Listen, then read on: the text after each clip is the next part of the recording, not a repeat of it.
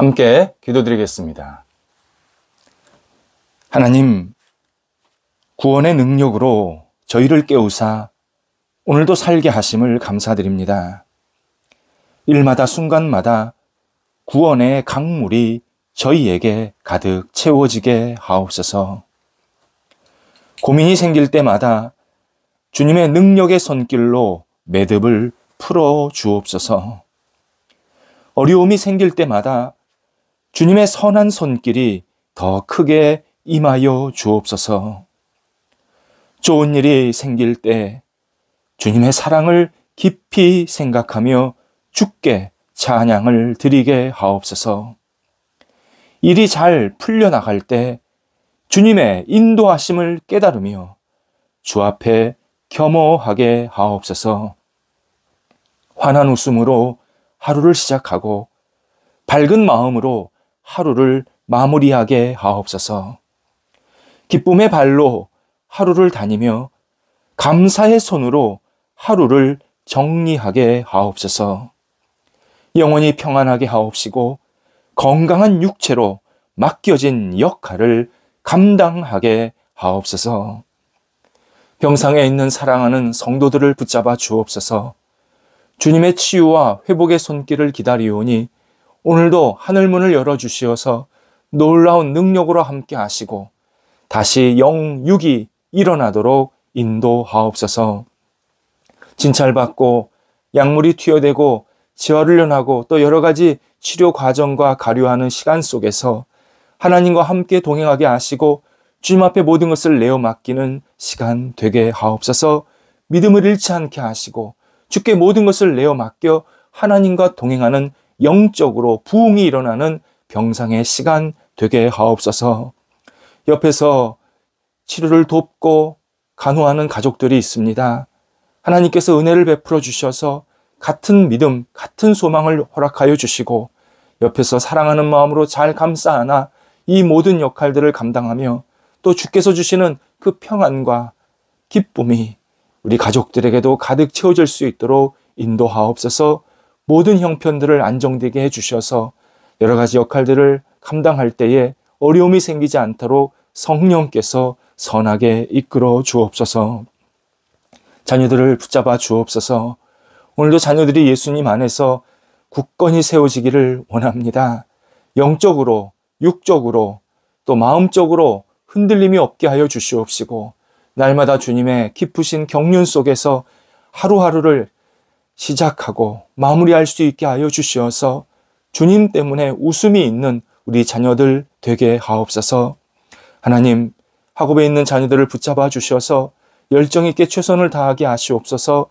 지혜를 주시고 집중력 주시고 통찰력 주시어서 공부할 때에 지치지 않게 하시고 좋은 성과들, 결과들이 있게 하옵소서. 수능을 앞두고 있습니다. 도우소서. 하나님께서 모든 것을 선하게 이끌어 주셔서 그동안 준비한 것들이 잘 마무리되게 하시고 또 오늘 시험 보러 가는 장소를 확인해 갈 때에 하나님께서 먼저 그곳에 아름답게 성령의 능력으로 드려지게 하여 주셔서 잘 시험을 안정되게 치룰 수 있도록 모든 여건들을 주장하여 주시옵소서. 하나님께서 우리 자녀들에게 위로하시고 힘 주셔서 이 모든 역할들을 잘 마무리할 수 있게 하옵소서.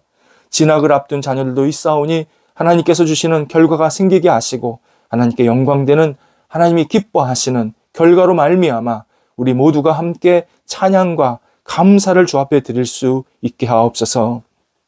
장래를 위해서 계속 기도하고 있는 자녀들이 있습니다. 도와 주시옵소서. 하나님께서 함께하여 주셔서 문이 열리게 하시고 길이 있게 하시고 만남이 아름답게 이어지게 하여 주시어서 하나님께 영광되게 하시며 우리 자녀들의 앞길에 환한 빛이 비춰져서 세상 속에서 아름다운 빛과 소금 역할을 감당하며 살아가도록 인도하옵소서. 어린 자녀들을 붙잡아 주셔서 무럭무럭 잘 자라게 하시고 밝게 하시고 건강하게 하시고 아름다운 사랑을 나눌 수 있는 복된 자녀들로 매일매일 성장해 가게 하옵소서. 일터를 붙잡아 주옵소서. 오늘도 주의 주시는 일터가 은혜 가운데서 든든히 세워지게 하옵소서. 열매 맺히게 하시고 주께서 주시는 비전에 따라 앞을 향해 나아가게 하시고 맡겨진 역할을 감당할 때에 하나님이 기뻐하시는 영광되는 일들이 계속 일어나도록 인도하옵소서. 거래와 투자를 위해서 계속 기도하오니 잘 진행되고 마무리되게 하시고, 또 새로운 거래 투자를 생각하는 우리 성도들도 있사오니 주여 도우소서. 좋은 교류가 있게 하시고 유익이 있게 하시고 하나님께 영광되는 시간들이 계속 이어질 수 있게 하옵소서. 새로운 도전을 하는 마음으로 출발하고 또 열심히 준비하는 성도들이 있습니다. 도와 주옵소서. 우리 새로운 도전 속에 하나님의 거룩한 열정이 있게 하여 주시옵시고, 주의 주시는 그 희망을 갖고 앞을 향해 나아갈 때에 흔들림이 없이 하나하나 잘 준비되고 또 길이 열리고 하나님 앞에 아름답게 쓰임받는 주님과 함께 교제하는 시간 되게 하옵소서. 진행하는 일들이 있습니다. 도와주옵소서. 하나하나 잘 순종하게 이끌림 받게 하여 주시옵시고, 하나님의 은혜 가운데에서 결실도 아름답게 맺혀지게 하여 주시어서 우리 성도들이 추진하는 모든 일들 그 과정 속에서 하나님의 섬세한 손길을 경험토록 함께 하옵소서. 출타하시는 성도들 붙잡아 주셔서 오고 갈 때 오늘도 기쁨과 감사함으로 모든 역할들을 감당하게 하시고, 다시 돌아와서 일상에서 하나님께 아름답게 영광 돌리며 하나님과 동행하며 하나님의 뜻을 이룰 수 있도록 우리 모든 성도들을 붙잡아 주옵소서. 세계 속에 그리고 대한민국 속에 평화가 아름답게 채워지기를 간절히 기도합니다.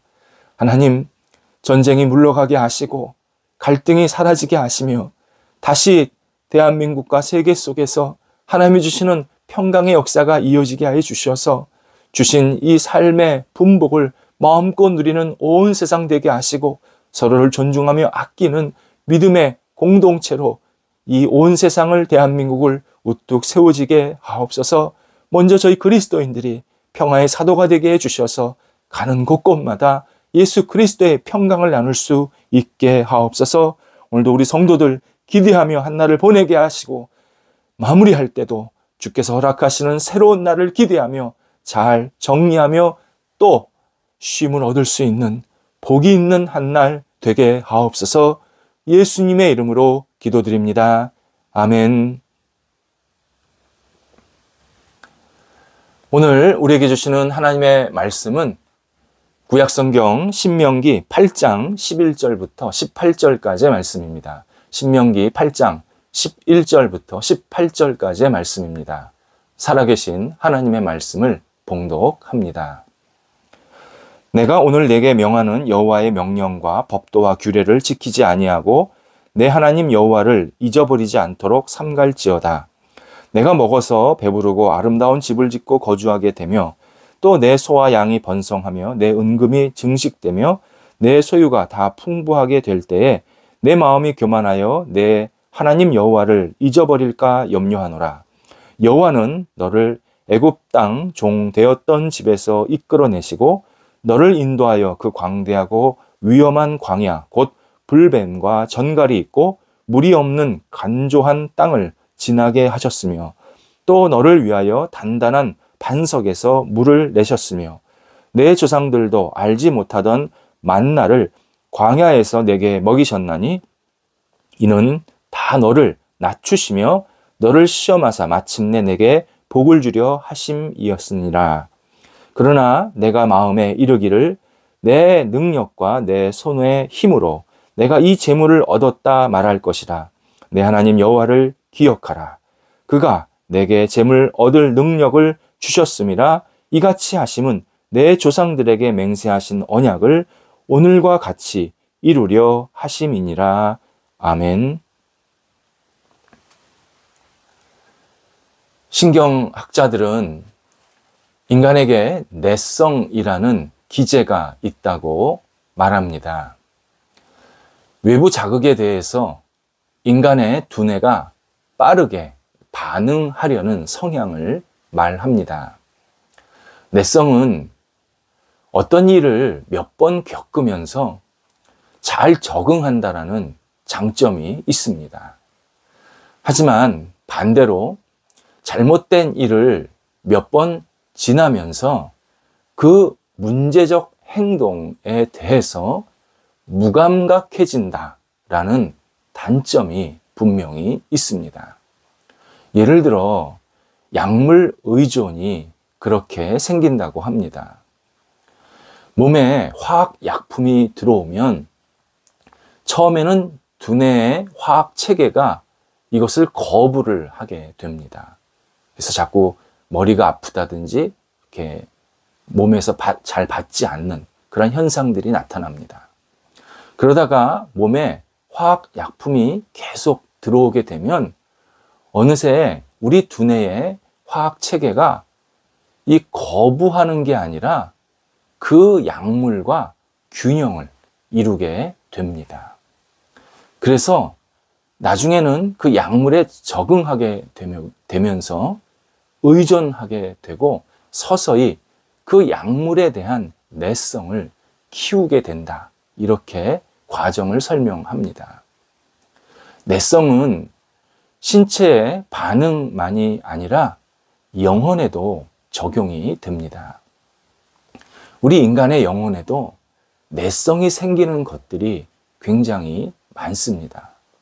예를 들어 하나님을 한번 안 믿기 시작하면 안 믿는 게 내성이 돼가지고 계속 믿음을 거부하는 쪽으로 가게 됩니다. 반대로 하나님을 믿게 되면 그 믿음에 대한 내성이 생겨서 긍정적인 거 굉장히 장점이죠. 그런 내성이 생겨서 웬만하면 흔들리지 않는 그런 믿음도 갖게 됩니다. 그래서 우리는 긍정적으로 믿음에 대한 분명한 내성, 확신을 계속 가져야 합니다. 근데 부정적인 내성의 대표적인 것으로 불평이 있습니다. 처음에 좋았던 내용이 시간이 지나면서 점차 보통의 일로 느껴지게 됩니다. 그러면 이 보통의 일이 익숙해지면서 실증이나 지루함을 느끼게 됩니다. 그러면서 이 불평의 구정물이 조금씩 생겨납니다. 불평에 지저분한 물이 담긴 저수지가 되는 겁니다.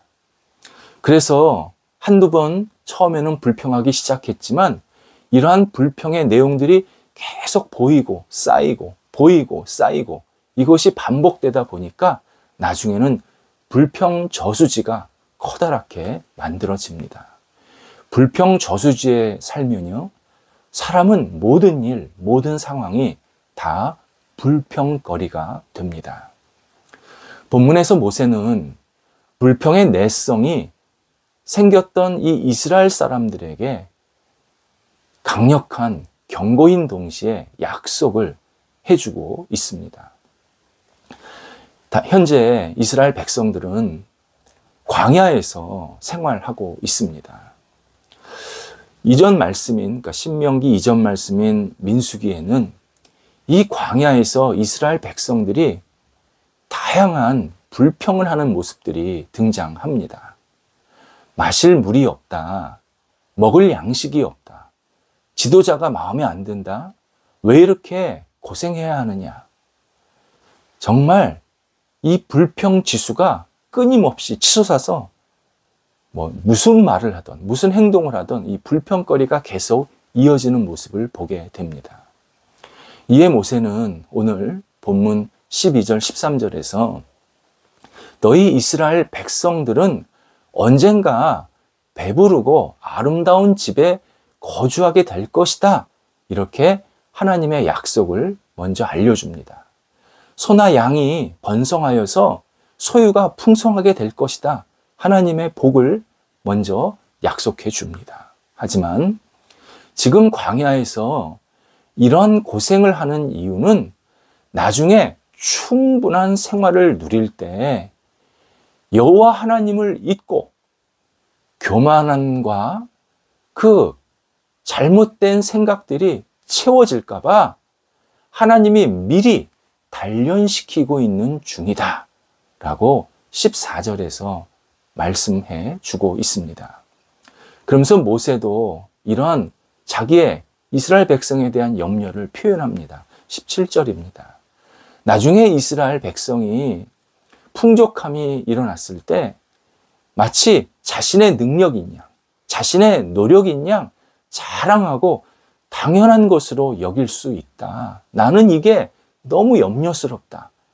모세가 이스라엘 백성들을 향한 진심 어린 충고를 하고 있습니다. 그러면서 16절에서 하나님이 우리 이스라엘을 낮추시고 시험을 잘 통과하게 하셔서 복을 주시려고 지금 광야 생활을 하게 하는 중이다 라고 분명히 하나님의 뜻을 전해주고 있습니다. 이스라엘 백성들은 잘 되면 자기 노력 덕분, 자기 능력 덕분, 잘 못 되면 하나님의 탓, 전형적인 정말 치명적인 불평의 DNA를 가지고 있었습니다.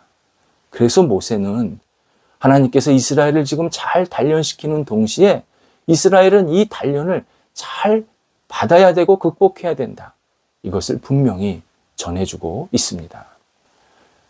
이스라엘의 모습은 일반적인 우리가 가진 서글픈 현실이자 실수입니다. 현대인들의 풍요는 걱정과 염려, 동시에 불평을 계속 높이고 있습니다. 나아가서 우리들의 풍요가 하나님을 잊는 일에 빠르게 작용하고 있습니다. 예전에 교회를 다니시는 분과 식사를 하게 되었습니다. 그분이 음식이 나오자 그냥 밥을 먹는 겁니다. 제가 식사 기도는 안 하시나요? 제가 기도하려고 그랬는데요. 그렇게 물었습니다. 그랬더니 물론 그분이 신앙이 이렇게 깊지는 않았습니다. 그가 이런 이야기를 하는 겁니다. 오늘은 제가 사는 건데 왜 기도하십니까? 이 음식을 놓고 나는 하나님께 기도할 이유가 없습니다. 이 음식을 위해 열심히 돈 번 건 접니다. 이렇게 말을 하는 겁니다. 인정하기가 곤혹스럽겠지만 많은 이들이 좋은 것을 주신 하나님께 감사하지 못하고 모든 것을 당연하게 여기거나 주신 분이 아니라 그 물건, 자기가 가졌던 그 소유에 집착할 때가 많습니다.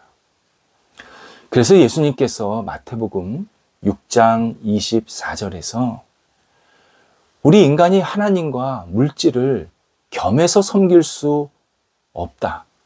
이렇게 말씀하셨습니다. 근데 이게 표현이 중요합니다. 겸해서 섬기는 것이 어렵다라고 말씀을 하시지 않고 섬기지 못한다라고 말씀을 하십니다. 여기서 못한다가 불가능하다라는 뜻입니다. 풍요를 붙잡고 살면 하나님을 잊게 하는 가능성이 굉장히 높아지면서 그 풍요를 내가 더 섬기려고 하지 그 풍요를 주신 하나님을 섬기려는 마음이 점점 없어지게 된다. 이렇게 경고하시는 내용이었습니다. 우리가 하나님께서 주신 복을 감사하지 못하면 그때부터 불평이라는 영혼의 질병이 생기기 시작합니다. 우리가 불평에서 벗어나 모든 일에 감사로 가야 하는데 그 감사로 가게 하는 결정적인 통로가 믿음입니다. 다른 말로 우리의 믿음은 반드시 언제나 감사의 고백으로 나타나야 합니다. 감사야말로 풍요에 익숙해져 가는 우리의 성향을 없애버리는 최고의 치료제입니다. 그리고 이 감사가 바로 믿음에서 나오는 겁니다.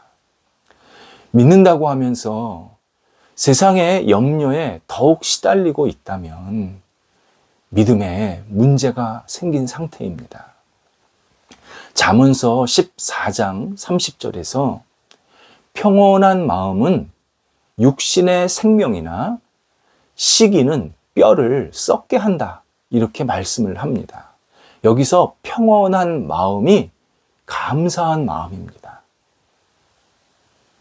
감사하는 마음은 우리를 평강으로 인도하지만 불평은 우리의 뼈를 썩게 한다. 라고 우리에게 하나님의 뜻을 알려주고 있습니다. 우리를 향한 하나님의 인도와 사랑을 진심으로 믿는다면 반드시 감사로 표현되고 더 큰 감사로 계속 이어질 수밖에 없습니다. 한 끼 밥 먹는 것도 그렇습니다. 내가 한 끼 식사를 위해서 앉을 때마다 이 식탁을 허락하신 하나님, 그리고 하나님의 도구가 되어서 다양하게 준비하느라고 애쓴 사람들, 그들을 기억하면서 감사의 마음을 우리는 분명히 갖게 됩니다. 이사를 한번 하면요, 그동안 필요 없었던 짐들을 싹 정리할 수 있다는 장점이 있습니다. 필요한 줄 알고 계속 모아놓고 쌓아놨는데 나중에 보니까 거의 쓰지 않는 겁니다. 그냥 과감히 버리는 거죠. 우리 영혼을 가만히 놔두면요, 불평의 짐이 계속 쌓입니다. 이에 우리 영혼이 자주 하나님이 계신 집으로, 곧 감사의 집으로 이사를 해야 합니다. 세상에서 쌓인 이 불평의 짐을 버리고 하나님을 생각하면서 하나님이 계신 그 감사의 집으로 계속 이주를 해야 합니다. 거기 있다가 또 세상으로 나왔다가 거기 있다가 또 세상으로 나오는 일이 반복이 되는데 자꾸 우리의 짐을 버리고 감사의 하나님의 집으로 들어가야 합니다. 감사의 집에서 살면 불평은 진짜 완전히 쓰레기처럼밖에 보이지를 않습니다. 여호와 하나님을 진심으로 믿고 의지하는 이 믿음, 이 절대적인 믿음이 절대적인 감사를 갖게 합니다. 내가 지금 감사하지 못하고 있다. 믿음이 떨어진 상태입니다. 내가 하나님을 정말 진심으로 믿고 의지하면 하나님께서는 나에게 계속 감사의 고백을 하게 만드십니다. 오늘도 우리가 믿음을 갖고 주님을 바라보면서 감사의 고백으로 하나님께 영광을 돌려드릴 때 이 감사의 내용물들이 더욱더 충만히 우리 안에 채워지게 하실 것입니다. 기도하겠습니다. 하나님, 오늘도 믿음으로 주님을 바라보면서 감사의 삶의 방향이 있게 하옵소서.